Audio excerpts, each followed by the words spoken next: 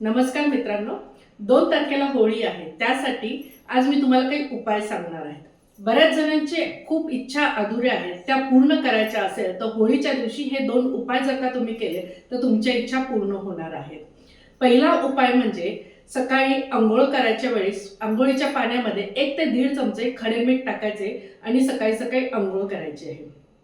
त्यानंतर देवपूजा झाल्यानंतर हा असा एक कलश घ्यायचा आहे तांब्याचा आणि त्याला लाल कलरचा धागा असा बांधून घ्यायचा आहे.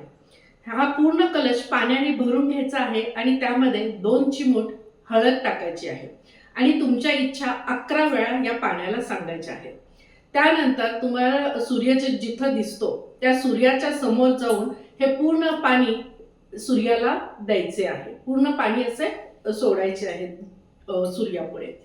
दुसरा उपाय म्हणजे असा आहे की तुमची जी काही इच्छा आहे त्या कोऱ्या पेपरवर 11 वेळा लिहून काढायची आहे आणि तोच पेपर 4 वेळा फोल्ड करून देवापुढे ठेवायचा आहे. मित्रांनो, हे विसरू नका की लाल कलरचा पेन म्हणजे लाल कलरची इंक वापरायची आहे.